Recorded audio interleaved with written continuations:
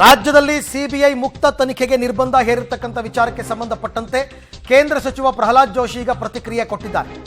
CM Siddaramaiah ಆತಂಕಗೊಂಡಿದ್ದಾರೆ. ಎಲ್ಲರೂ ಇದನ್ನೇ ಹೇಳ್ತಾರೆ. ಇನ್ಮೇಲೆ ಭಯದಿಂದ ಇಂತಹ ಕ್ಷುಲ್ಲಕ ರಾಜಕಾರಣವನ್ನ ಮಾಡ್ತಾ ಇದ್ದಾರೆ. ಭ್ರಷ್ಟಾಚಾರದಿಂದ ತಮ್ಮನ್ನ ತಾವು ರಕ್ಷಿಸಿಕೊಳ್ಳೋದಕ್ಕೆ ಇಡೀ ಕಾಂಗ್ರೆಸ್ ಸರ್ಕಾರ ತಯಾರಿ ಮಾಡ್ತಾ ಇದೆ ಅಂತ ಕೇಂದ್ರ ಸಚಿವ ಪ್ರಹ್ಲಾದ್ ಜೋಶಿ ಅವರ ಆರೋಪ. ಇದು ಕೇವಲ ಇಷ್ಟಕ್ಕೆ ನಿಲ್ಲಲ್ಲ.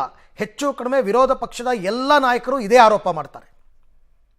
ಕ್ಯಾಬಿನೆಟ್ ಸಿಬಿಐ ನೇರವಾಗಿ ತೆಗೆದುಕೊಳ್ಳಲಿಕ್ಕೆ ಬರಲಾರದಂತೆ ಡಿಸಿಷನ್ ತೆಗೆದುಕೊಂಡಿದ್ದಾರೆ. ನಾನು ಹೇಳೋದು, ಮೊದಲು ನೀವು ರಾಜೀನಾಮೆ ಕೊಟ್ರಿ.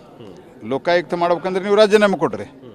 ಲೋಕಾಯುಕ್ತ ADGಯನ್ನು ಈಗ ಇತ್ತೀಚೆಗೆ ಸಿದ್ದರಾಮಯ್ಯನವರು ಪೋಸ್ಟ್ ಮಾಡಿದ್ದಾರೆ. ಅವರಿಗೆ ಗೊತ್ತಾಗೇ ಪೋಸ್ಟ್ ಮಾಡಿದ್ದಾರೆ ತಮಗೆ ಬೇಕಾದವ್ರನ್ನ ಅಂತ ನನಗಿರುವಂಥ ಮಾಹಿತಿ. ಆದ್ದರಿಂದ ಇದು ತಮ್ಮನ್ನು ತಾವು ರಕ್ಷಿಸಿಕೊಳ್ಳಲಿಕ್ಕೆ, ಭ್ರಷ್ಟಾಚಾರದಿಂದ ರಕ್ಷಿಸಿಕೊಳ್ಳಲಿಕ್ಕೆ ಮಾಡಿರುವಂಥ ಒಂದು ದೊಡ್ಡ ಪ್ಲ್ಯಾನ್ ಇದು.